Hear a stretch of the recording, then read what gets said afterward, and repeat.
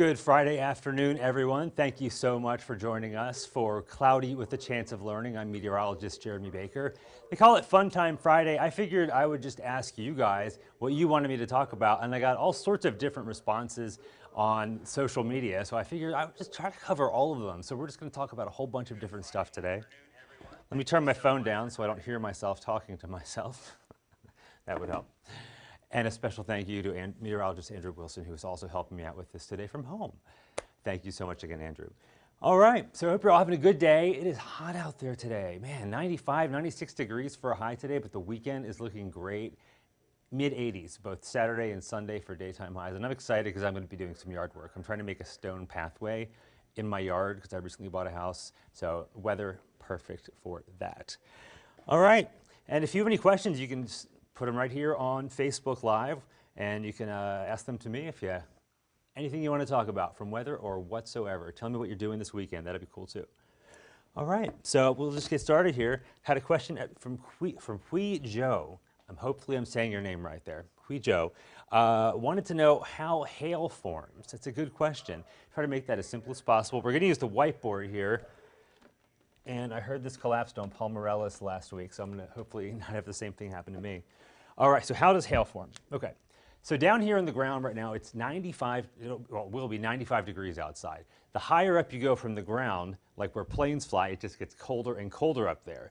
So high up in the atmosphere, I'm going to draw, my drawing is not the best here. Whoa, now I see where the board can fall. Let's say that's a thunderstorm. And here's the ground. And here is lightning. So down here on the ground, it could be 95 degrees. But the higher up you go, into the clouds, through that thunderstorm, it gets very cold up here. And eventually, you hit a line, we'll just put it right about here, where it's 0 degrees Celsius. So that's the freezing line. And what happens in a thunderstorm, you get the rain that falls down. Maybe I should draw raindrops instead. So the rain falls down, and there are things called updrafts in a thunderstorm. And that's where warm air gets funneled into the storm, and these updrafts can pick up these raindrops. And these raindrops end up going up through the storm, above the freezing line, and they freeze into little pieces of ice. And that's hail. And eventually, they come back down in downdrafts. Some of them make it to the ground right away, and they're really small, like, say, the size of a pea. Some get caught back in the updraft again, and they go right above the freezing line. But they melted a little bit while they were below there, so they got bigger. So it refreezes up here, and the more times that piece of hail goes around and around in that storm, the bigger it gets, and eventually it's got to fall down and hit the ground. And like I said, hail can be as small as a pea, or in some cases, not very often, but as big as a grapefruit. And you can tell how many times that piece of hail traveled around the storm by cutting it in half and counting the rings in it. So if you see 5 rings, it went around the storm 5 times. Sort of like how you can tell how old a tree is. Cut a tree down, you can count the rings in the tree trunk to tell how old the tree is. Sort of the same with a piece of hail. So that is what hail is. Hopefully I explained that all right there. Just going to take a look. Roy wants to know if I've hugged my wild hog trapper today. Not yet, but I'm still working on that. Hello, Sandra and Addison from Converse. Addison, are you 6.5 years old? That's awesome. How long has it been since I was 6.5? Way too many years. Too much math for me. When is the best time to go bike riding this weekend? Samuel Sanchez wants to know, and Aurora.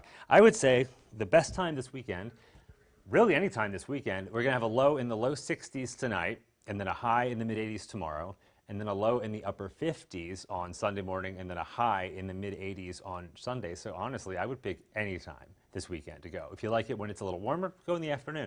But in the morning, it's going to be downright nice outside, I think. So I would say anytime it's a great time to go.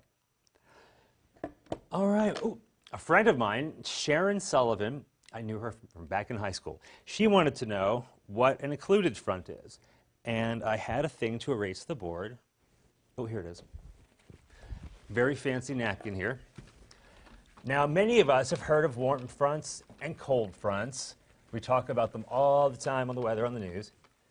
But there is something called an occluded front, and they're going to be talking about this next week in one of the weather classrooms about something called cyclogenesis. It's a big word, cyclogenesis. We'll stick to warm front, cold front, and occluded front. That's enough for now, I think. All right, so I'll use this purple. Well, let's use this one here.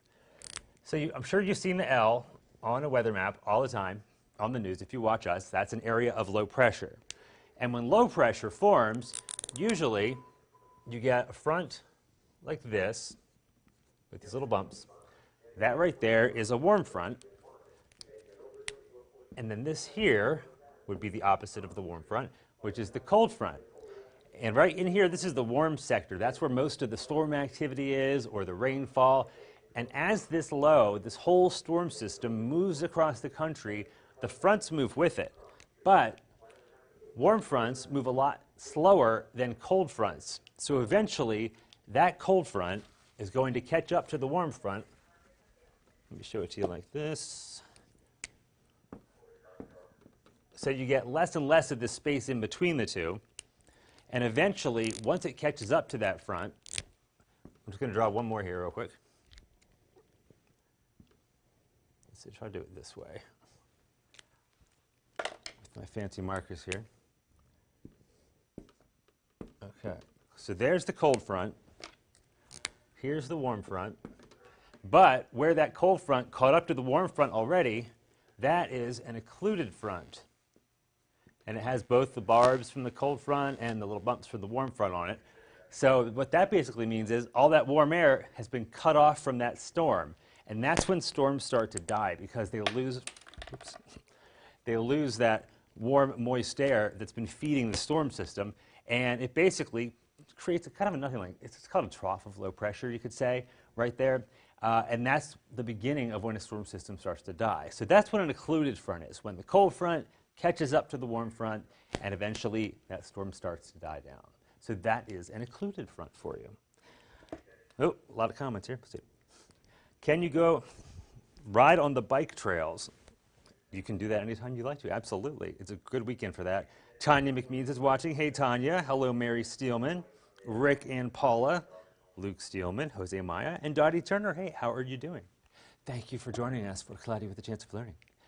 And we're just took a lot of questions over the past several days on social media, so I figured I would just answer those. While I erased the board, the next one was one I had to do a little research on myself, actually. See, we're always learning, too. Now, this question was from Helen Tisseth. Hopefully I'm saying that name right, Helen Tisseth. What is a pyrocumulus cloud? Good question. Now, it's also called, I hope I say it right, Flammagenitus cloud. It looks like it could be flammagenitis, but that sounds like an illness. So let's go with flammagenitus, or a fire cloud. Let's say you have a forest fire. Let's see. Here's my terrible drawing of a forest fire. There we go.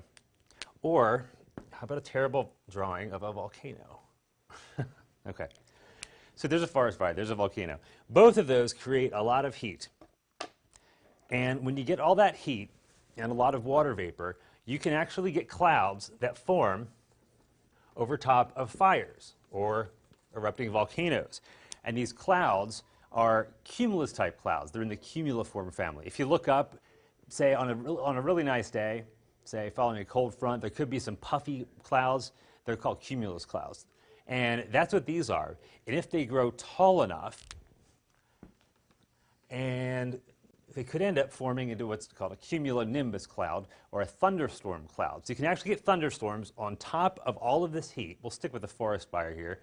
And these thunderstorm clouds, they have a lot of water vapor in them, so they're just like thunderstorms, but a lot of times they don't have any rain in them. So they're dry thunderstorms. And when you have a dry thunderstorm with lots of lightning, and you've already got forest fire and dry conditions on the ground, that spells more danger, because all you need is that lightning to hit the ground, and you can get more forest fires. So that's what pyrocumulus clouds are, and I think I got everything with those there. So not a good thing when there's forest fires, but that is a pyrocumulus, or a flammagenitus. Let me see if I said it right. Flammagenitus cloud. So thank you, Helen, for that question. That was great. Dottie Turner, let's see what she's saying here. You'd like to know why, whenever there is something cool going on in the night sky, wherever I am in Texas, it is either raining, overcast, or tornado-y. You know, that does seem to happen a lot. It's just luck of the draw, really. It's just how the weather works. It seems like that is how it's been a lot lately, though, with meteor showers or supermoon or something like that.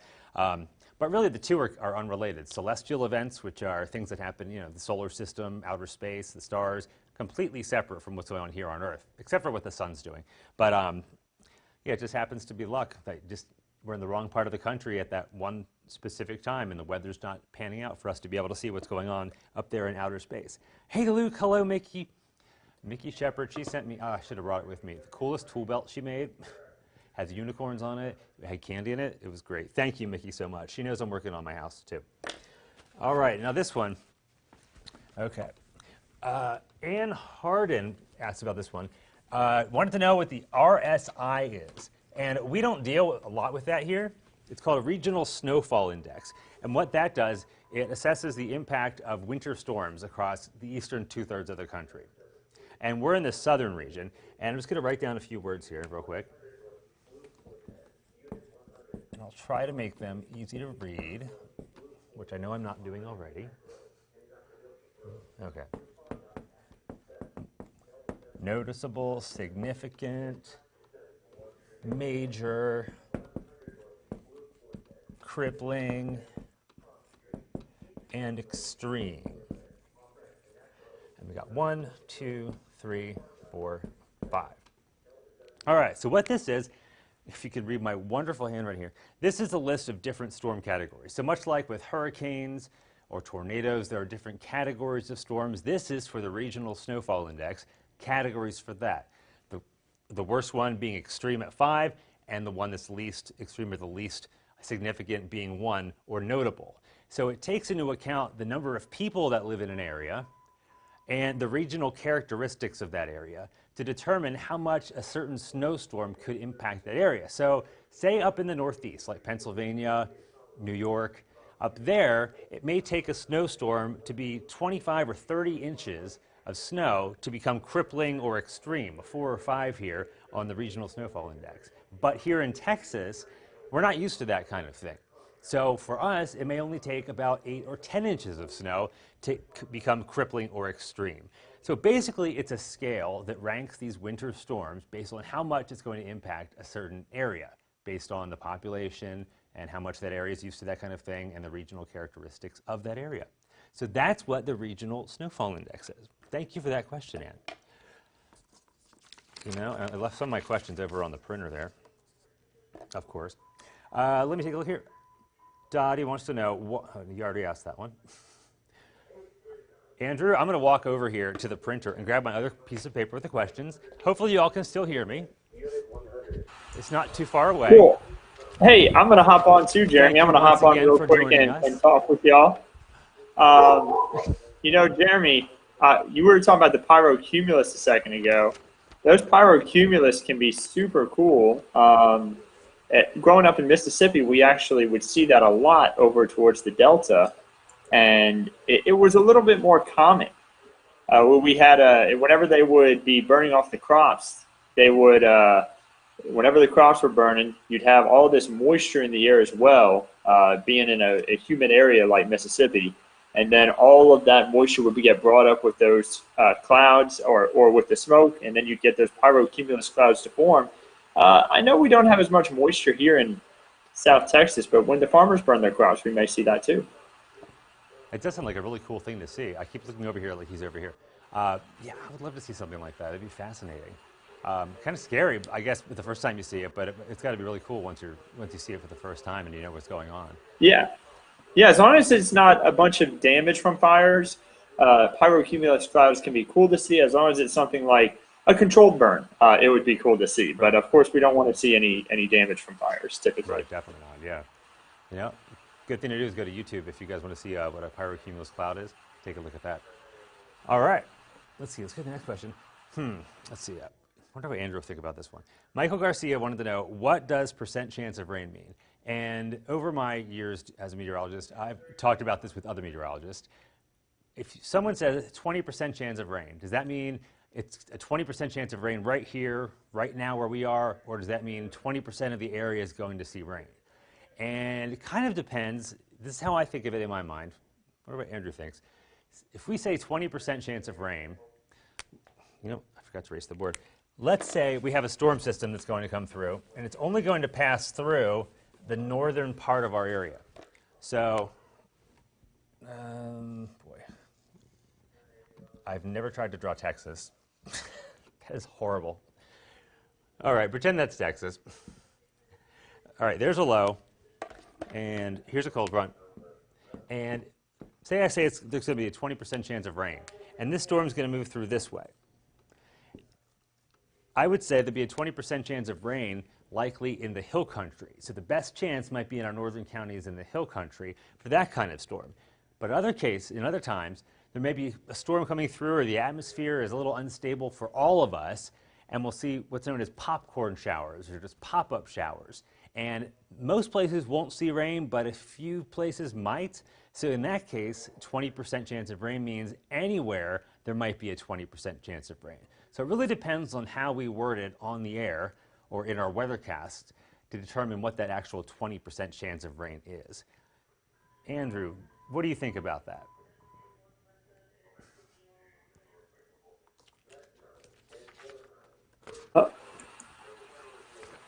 Sorry about that, Jeremy. I was looking over at something else. I had something going on here. My dog behind the scenes. What were you saying again? Let's talk about what 20% chance of rain means, and it could mean a lot of different things, and it really depends on how we say it and what we're talking about. Like a storm to the north here may only hit the hill country, so if we say a 20% chance of rain, that may just mean 20% chance in the hill country. But in other cases, if we have a bit of an unstable atmosphere everywhere, and we have popcorn showers, everywhere could see a 20% chance of rain.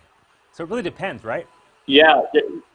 So whenever we talk about rain percentages, it can get kind of tricky sometimes because sometimes system that moves over the hill country and it's like, well, they have a 100% chance for rain, but then here in San Antonio, it could be the rain chances could be much lower. So it's always can be kind of tricky whenever we're talking about rain chances, and we always find the best way to describe it for y'all at home, of course. So, because when you cover such a big region like South Texas is so huge in general, and here in South Texas, this is a big area. We could get showers, let's say, towards Del Rio, and Victoria could get not a drop of rain. Typically, it's the other way around those two, though. All right. Thank you, Andrew. Appreciate that. Let's see. Mickey, she's watching too. Mickey Shepard, she wanted to know why such a drastic weather change from day to day. So why one day, to get these tightened, why one day we could have severe storms and then the next day sunshine. And basically, the way I was thinking about it is weather is the great equalizer. Ideally, weather wants everything to be the same across the planet. I'm just going to pick a kind of weather out. Say partly cloudy, 70 degrees everywhere. And if it was like that everywhere, there'd be no storms. It'd be perfectly silent and quiet. But because across the Earth, here comes a random drawing of the Earth, the equator. Obviously, it's colder toward the poles, and then it's warmer near the equator. And there's different amounts of moisture across the world, too. So storms form where you have cold air and warm air, or moist air and dry air meeting up. And that's because you have these differences in weather, and when these storms move through, they try to equalize the weather or make the weather the same throughout that area. So that's why it changes so much. It's because the planet is trying to make weather the same across, ideally, the whole planet. Of course, that never happens, but that's the best way I can pick to explain why we have those drastic changes. And really, what that is why is there weather? And that's why there's weather. So hopefully that makes sense to you. Let's see. Valerie she had a lot about tornadoes. Yeah, and Jeremy, yes. Into that too. Yeah, differential heating is that big thing that we like to talk about too. Things heat up and at different paces as everything else. Like land will heat up a lot quicker than water, and with that differential heating, that can cause all sorts of storm systems to mix up. And it definitely happens a lot in Florida, like with sea breezes. Yeah. I'll try to draw Florida. Okay, that'll work. That sort of looks like Florida. So over Florida, this happens a lot in the summertime. You have the water over here. Water.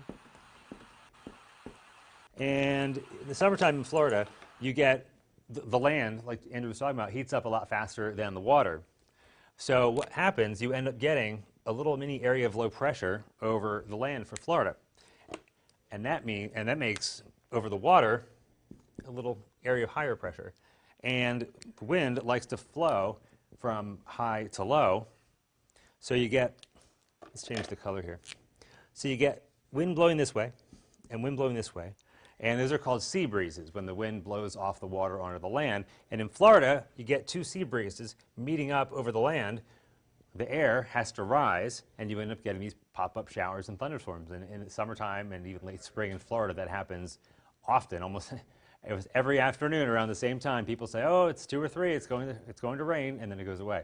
So that has a lot to do with that differential heating. Hopefully I explained that okay. I just heard someone walk in the building. It's been so quiet in here.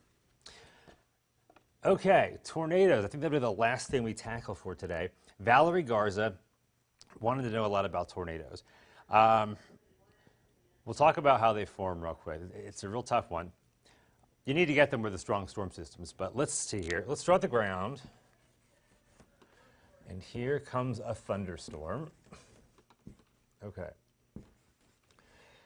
Now within that thunderstorm, I talked about updrafts. That's air that flows upwards into the storm. And then you have these downdrafts.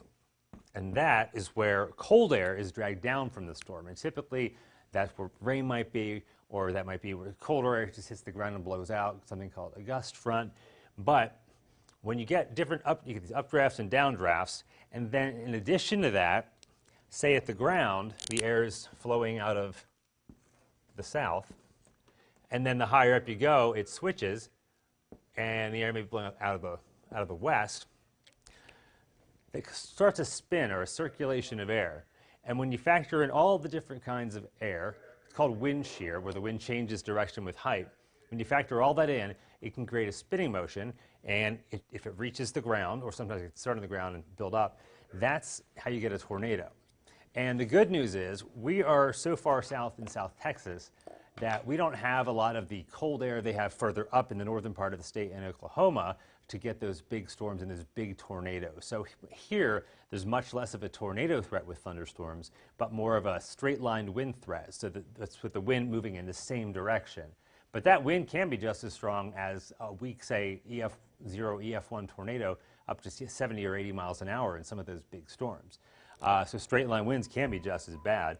So that's really quickly on tornado there. And when we say tornado watch on the air, that means the conditions are ripe for tornadoes to form. It doesn't mean there are tornadoes, but it means the atmosphere is just right. The conditions are good for the possibility of tornadoes to form. If we say tornado warning, that means either someone has spotted a tornado on the ground or a tornado is indicated on radar. And a lot of times we get these warnings issued by the National Weather Service based on radar. I'm just going to check this right here. Hello, Matthew from Cibolo. Where is Bill? Bill is off today. Joe in the background there. Hello, Joe Reinigal. He's in here. Thank you, Susan. Wait, Matthew? Oh, Matthew said I look fancy with this suit. Well, thank you to Susan or Matthew. So radar indicated tornadoes. Last thing we're going to do here. Wish I had a picture of a radar here. Let's pretend this is a radar screen. And I'm going to draw 2 different colors. Like that. Okay, so let's say this is a storm moving through our area. And you see the different colors. Usually they're red and green, red and blue. And here is, let's put this thing in the middle here. On a radar, let's say the radar is located here. A radar is an instrument that basically sends a beam out, an invisible beam, to try to detect where things are in the air. So I'm just going to draw something that may look like a radar here. So it's sending this beam out, and it's looking for particles in the air, whether that be rain, ice, snow, even birds, bats. Sometimes they're picked up on radar. So this beam hits the different things in the air, and it can tell the different colors determine what direction that air is moving, or the particles in the air. So if it sees red, that is moving toward the radar. And it sees the other color, which is usually green or blue, that's moving away from the radar. So if you can imagine, let's draw a green one here. Wind going this way, and then wind going this way. In this storm, You can imagine that wind circulating around. And that's where it can be determined that there could be a tornado right there. And so that's how we determine that on radar. And if we see that, it doesn't always mean there's a tornado. It could mean there's circulation up way above the ground and there'd be no tornado. It's not until that circulation hits the ground that it becomes a tornado.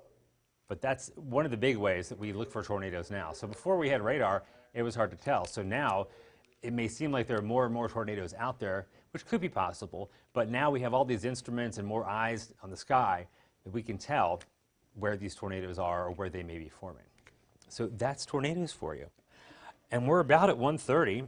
Let me just make sure there's nothing else here. No other questions. All right. Well, that wraps it up for today's Cloudy with a Chance of Learning. Now, next week, we have got quite a schedule. On Monday, the solar system. Tuesday, Tropical Tuesday. Gotta love that. Wednesday, El Nino versus La Nina. Thursday, I said this word earlier. Going to go deeper into it. I believe Andrew's doing that one. Is that right, Andrew? I can see you shake your head yes or no. I'll actually be off on Thursday. I think Bill may be talking about cyclogenesis on Thursday, but lots of fun things to talk about for this next week. You know, Tropical Tuesday, I think I'm going to get a little bit more into the people who fly into these storms. You know, we've got hurricane hunters and NOAA Corps, and there's all sorts of interesting things that we use to gather weather data. So I'll be talking about that Tropical Tuesday and all about the solar system on Monday. And then we talk about El Nino and La Nina a lot. It impacts our weather pattern here in South Texas. That's going to be talked about on Wednesday. And then, of course, Fun Time Friday, every Friday. And hopefully you guys had fun on this Friday. Thank you so much for joining us again. Meteorologist Jeremy Baker here. I'll be doing the weather today at 4, 5, 6, and 10, so tune into Ken's 5 then. Thank you, Andrew, for your help with this today. And I hope you all have a wonderful weekend. Enjoy the nice weather while it lasts.